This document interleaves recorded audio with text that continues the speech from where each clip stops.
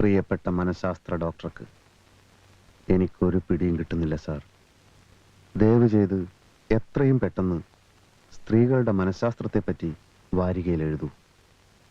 കാരണം എൻ്റെ വിവാഹം നിശ്ചയിച്ചിരിക്കുകയാണ്. ഭാര്യയാകാൻ പോകുന്ന പെൺകുട്ടി അതിസുന്ദരിയാണ് ഡോക്ടർ. എനിക്ക് അർഹതയില്ലാത്തൊരു കുട്ടിയെയാണോ ഞാൻ കെട്ടാൻ പോകുന്നത് എന്ന ചിന്ത എന്നെ വല്ലാതെ അലട്ടുകയാണ് സാർ. പല പല ഘട്ടങ്ങളിൽ ഡോക്ടർ വാരികയിലൂടെ തന്നിട്ടുള്ള വിലപ്പെട്ട ഉപദേശങ്ങൾക്കനുസരിച്ചാണ് ഞാൻ ജീവിച്ചിട്ടുള്ളത്. എല്ലാറ്റിനും നന്ദി. ആദ്യമായി ഞാൻ ഡോക്ടറോട് ഒരു നഗ്ന സത്യം തുറന്നു പറയട്ടെ. ഞാനൊരു സുന്ദരനേ അല്ല ഡോക്ടർ. കറുത്തിട്ടാണ്. ഉയരവും വളരെ കമ്മിയാണ്. അതുകൊണ്ട് ഭാര്യയാകാൻ പോകുന്ന ഈ സുന്ദരിയെ മനഃശാസ്ത്രപരമായ ഒരു സമീപനത്തിലൂടെ മാത്രമേ കീഴ്പ്പെടുത്താൻ പറ്റൂ. അവളുടെ ഹൃദയത്തിലൊരു സ്ഥാനം നേടാൻ പറ്റൂ. ആദ്യ രാത്രിയിൽ തന്നെ എനിക്കത് സാധിക്കണം. എല്ലാ മാർഗങ്ങളും ഉപദേശിക്കാൻ അപേക്ഷ. കള്ളുകുടിയും പുകവലിയുമില്ലാത്തവൻ, സമ്പാദ്യശീലമുള്ളവൻ. എൻ്റെ ഈ പ്രത്യേകതകളാണ് ആ കുട്ടിയുടെ വീട്ടുകാരെ ആകർഷിച്ചിരിക്കുന്നതെന്ന് തോന്നുന്നു. അല്ലാതെ എന്നെ ഇഷ്ടപ്പെടാൻ മറ്റൊരു കാരണവും ഞാൻ കാണുന്നില്ല.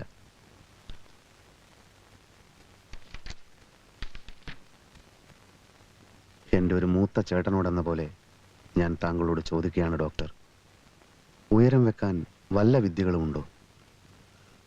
മുഖസൗന്ദര്യം വർദ്ധിപ്പിക്കാനുള്ള ഉപായങ്ങൾ എന്തൊക്കെയാണ്? ഞാൻ ഇതുവരെ ക്രീമുകളൊന്നും ഉപയോഗിച്ചിട്ടില്ല. വീക്കോ ടർമറിക്കിനെ പറ്റി എന്താണ് അഭിപ്രായം? അത് തേച്ചാൽ വെളുക്കുമോ? മേൽപ്പറഞ്ഞ എല്ലാ ചോദ്യങ്ങൾക്കും വാരികയിലൂടെ വിശദമായൊരു മറുപടി തന്ന് ഈ ദുർഘടാവസ്ഥയിൽ നിന്ന് എന്നെ കരകയറ്റണമെന്ന് വിനീതമായി അപേക്ഷിക്കുകയാണ്. നേരം എത്രയായി? നീ എന്താ മുട്ട ഇടുന്നുണ്ടോ? ഇല്ലമ്മേ. എന്നാ എഴുന്നേറ്റ് വാ. ചന്തോമാൻ വന്നിട്ട് മണിക്കൂർ 2 എഴുന്നേറ്റ് വാടാ. തീപ്പെട്ടിയിൽ കൊള്ളി തീർന്നമ്മവാ. ദാരിദ്ര്യം പറയാതടി.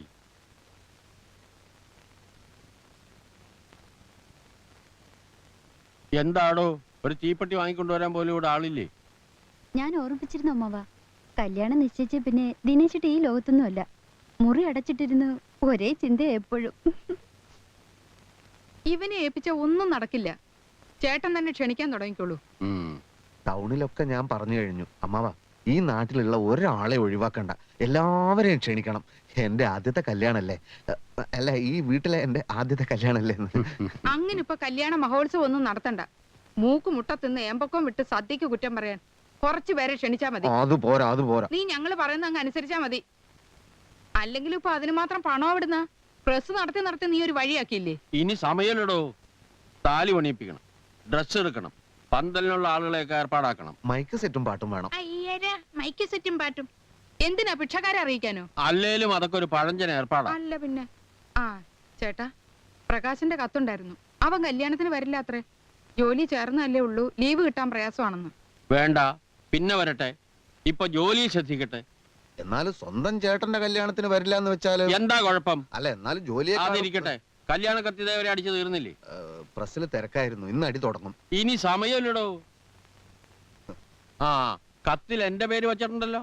തളത്തിൽ ചന്തുനായരുടെ അനന്തരവനുമായ ദിനേശന്റെ വിവാഹം. അത് വെച്ച് വെച്ച് വെച്ച് അത് വേണം, അത് വേണം. എടാ നീ ഒന്ന് പോയി കുളിച്ചേ, വേഗം ചെല്ല്.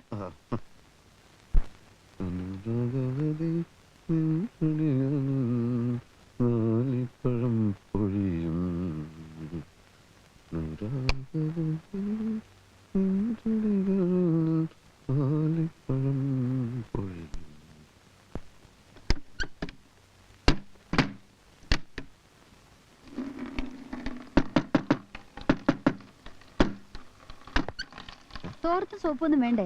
ഞാൻ മറന്നു. ആ പിന്നെ അമ്മയുടെ അമ്മാവന്റെ മുമ്പിൽ വെച്ചുള്ള നിന്റെ സംസാരം എനിക്ക് തീരെ ഇഷ്ടായില്ല. ഒരു മൂത്ത സഹോദരനോട് ഇങ്ങനെയാണോ പെരുമാറുന്നത്? സത്യം മാത്രല്ലേ പറഞ്ഞുള്ളൂ.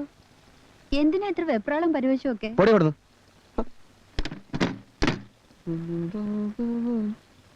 ക്ഷണക്കത്തുമായിട്ട് അവനോട് വീട്ടിലേക്കൊന്ന് വരാൻ പറയൂ. ഞാൻ ആ തട്ടാനൊന്ന് കാണട്ടെ. ആ ചേട്ടാ, ദിനേശന്റെ കാര്യം ചേട്ടൻ അറിയാവല്ലോ. വിഡ്ഢിത്തങ്ങളെ കാണിക്കൂ. എല്ലാ കാര്യവും നല്ലപോലെ ഒന്ന് ഉപദേശിച്ചു കൊടുക്കണം. ഉം. വീക്കോ ടർമറിക്കിനെ പറ്റി എന്താണ് അഭിപ്രായം? അത് തേച്ചാൽ വെളുക്കും. എടി, നിന്റെ ധിക്കാരം കൂടെ കൂടുന്നുണ്ട്.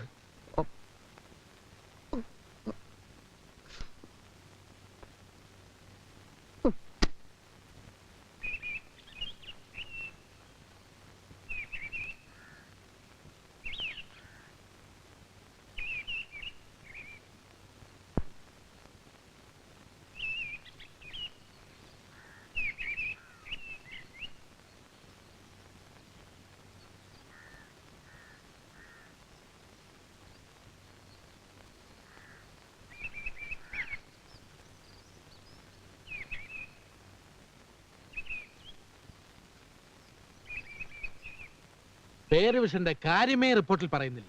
നമ്മുടെ ഒന്നും ഫിക്സേഷൻ തന്നെ ശരിയായിട്ടില്ല, പിന്നല്ലേ റിവിഷൻ? ഫയൽ ഫോർവേഡ് ചെയ്തിട്ടുണ്ടല്ലോ. GACD 17/89 date 12/189. അത് അറിയേഴ്സിന്റെ ഫയലാ. പറഞ്ഞതുപോലെ അരിയേഴ്സും ഉണ്ടല്ലോ. ആ അരിയേഴ്സ് എന്ന് കേട്ടപ്പോഴാ ഓർത്തത്, അരി തീർന്നു കേട്ടോ. നമ്മുടെ എക്കോണമി ആകെ തകിടം മറിഞ്ഞിരിക്കുകയാണ്. എൻസും മീൻസും സൗത്ത് പോൾ നോർത്ത് പോൾ. പോട്ടെ, ഒരുപാട് ടൈപ്പ് ചെയ്യാണ്ട്. ശരി, അവരുടെ മുമ്പ് വെച്ചാണോ അരി തീർന്ന കാര്യം പറയേണ്ടത്? അരി തീർന്ന പിന്നെ പറയണ്ടേ? കുറച്ചു ദിവസമായി ഞാനിത് കാണാൻ തുടങ്ങിയിട്ട്. ഏ?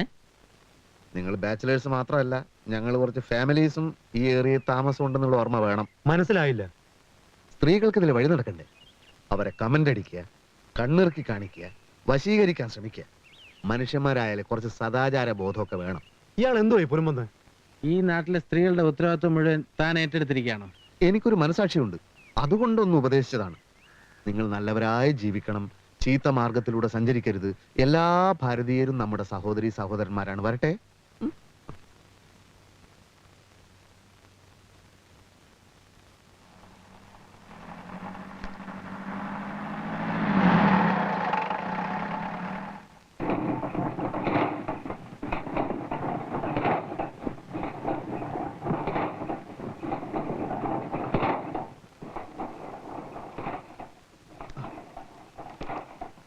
സാർ, ആ? സാറിന്റെ കല്യാണക്കത്ത് റെഡി ആയിട്ടുണ്ട്. ആഹാ, തലക്കുള സാർ വന്നു കഴിഞ്ഞാൽ പിന്നെ പത്രം അടിച്ചു തുടങ്ങുമല്ലോ. അതുകൊണ്ട് ഞാൻ പിന്നെ രാവിലെ 5 മണിക്ക് തന്നെ വന്ന് ഇതിന്റെ പ്രിന്റ് ചെയ്യാൻ തുടങ്ങി. 2000 കോപ്പി അടിച്ചു. രാഘവൻ നായരുടെ മകനും തളത്തിൽ ചന്ദനായരുടെ മരുമകനും. എന്റെ അമ്മാവന്റെ പേര് ചന്തു നായർന്നല്ലടോ. ചന്ദനായിരോ? അല്ല, സാറ് തന്നെയല്ലേ പ്രൂഫ് നോക്കി തന്നത്? 2000 കോപ്പിയും താൻ അടിച്ചു കഴിഞ്ഞോ? ഓ, 2000 കോപ്പി അടിച്ചു കഴിഞ്ഞു. ഇനിയിപ്പോ എന്ത് ചെയ്യും? അല്ല, ഒരു കാര്യം ചെയ്യാം സാർ. ഈ ചന്ത എന്നുള്ളത് പേന കൊണ്ട് തിരുത്തി ചന്തു എന്നാക്കി കളയാം. 2000 കോപ്പിയിലും അല്ലേ?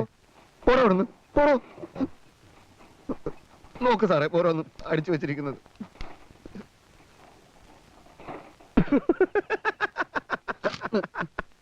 ഇതൊക്കെ അവനവന് പറ്റുമ്പോഴേ പഠിക്കൂ. അക്ഷരാഭ്യാസം ഇല്ലാത്തവനൊക്കെ പിടിച്ചിട്ട് കമ്പോസിറ്റർ ആക്കിയതിന്റെ ഫലേ ഞാനും എന്റെ പത്രം അനുഭവിച്ചുകൊണ്ടിരിക്കുക. സാറിന്റെ പത്രം ഈ പ്രസ്സിൽ അടിക്കണമെന്ന് ഞാൻ നിർബന്ധിച്ചിട്ടില്ലല്ലോ. വേറെ ഏതെങ്കിലും പ്രസ് കൊണ്ടുപോയി അടിച്ചോളൂ. ഇന്നലെ 8:30 മണിക്ക് കാശും കൊണ്ടുവരാമെന്ന് പറഞ്ഞ ആളല്ലേ? സാറിന് ഇവിടെ പ്രത്യേകം മേശയും കസേരയും തന്നതും ഇവിടെ പത്രം അടിക്കാൻ സമ്മതിച്ചൊക്കെ സാർ അച്ഛന്റെ പഴയ പരിചയക്കാരനാണെന്ന് വിചാരിച്ചിട്ടാ. അത് സാർ മുതലെടുക്കരുത്. സാറെന്താ ഇന്നലെ 8:30 മണിക്ക് വരാതിരുന്നത്? അറിഞ്ഞില്ലേ? ഇല്ല. ആ എഞ്ചിനീയർ ജോണിനെ തല്ലിയടോ AKP കമ്പനിയുടെ മുമ്പിൽ വെച്ച്. എന്ത് പ്രശ്നം? ആ കമ്പി പ്രശ്നം. അന്ന് നമ്മുടെ പൊതുരംഗത്തിൽ ഞാനൊരു വാർത്ത എഴുതിയില്ലേ? ആ, ആ പ്രശ്നം. അതിനല്ലേ സാറിന് മുമ്പൊരിക്കൽ തല്ല് കിട്ടിയത്? അത് ചാക്കോ ഡോക്ടറെ പ്രശ്നം, വ്യാജ സർട്ടിഫിക്കറ്റിനെ പറ്റിയിട്ട്. ഓഹോ, എന്നിട്ട് എന്നെ അയാൾ തല്ലിയപ്പോ എനിക്ക് സഹിച്ചില്ല. ഞാനൊരു 5-6 ആളെയും കൂട്ടി തിരിച്ചു തല്ലാൻ പോയോ? ഇല്ല, നേരെ ബാറിൽ പോയി നന്നായിട്ട് കുടിച്ചു. നിങ്ങൾക്ക് ഓരോ ദിവസവും കുടിക്കാൻ കാശുമുണ്ട്, കാരണമുണ്ട്. ഇവിടെ പ്രസ് അന്നന്ന് മുങ്ങിക്കൊണ്ടിരിക്കുകയാണ്. പിന്നെ എന്റെ കല്യാണം നിശ്ചയിച്ചിരിക്കുന്നു. സ്വർണ്ണം എടുക്കണം, പന്തല് കെട്ടണം, കട്ടിൽ വാങ്ങണം, 100 പ്രശ്നങ്ങളാണ്. എന്നെ പറ്റി വല്ല വിചാരമുണ്ടോ സാറിന്? ദിനേശ, നിന്നെ പറ്റി എനിക്ക് വിചാരില്ല എന്ന് പറയരുത്. 3 ദിവസം ഉറക്കൊളിച്ചിരുന്ന് എഴുതി ഉണ്ടാക്കിയതാ ഈ മംഗളപത്രം നിന്റെ കല്യാണത്തിന് വായിക്കാൻ. നവദമ്പതികളെ, ഇണക്കുരുവികളെ, ഈ സമ്മോഹനവേള അവിസ്മരണീയമാണ്. പ്രേമകുസുമങ്ങളെ, ജീവിതം ഒരു പനിനീർമെത്തയല്ല. മുന്നോട്ടുള്ള പ്രയാണത്തിൽ കാരമുള്ളുകളും കുപ്പിച്ചില്ലുകളും കണ്ടേക്കാം. തളരരുത്. തട്ടിമാറ്റി മുന്നേറുക ഇണക്കുരുവികളെ. സാന്ധ്യ സിന്ദൂരത്താൽ സുദീപ്തമാകുന്ന സ്നേഹത്തിന്റെ നെയ്ത്തിരി നാളങ്ങൾ പോലെ, മന്ദമാരുതന്റെ തലോടലിൽ ഇളകിയാടുന്ന പൂവല്ലി പോലെ, വെണ്ണിലാവിൽ ചാലിച്ചെഴുതിയ കവിത പോലെ നിങ്ങളുടെ ജീവിതം ഒരു 100 കാലം ജ്വലിച്ചു നിൽക്കട്ടെ.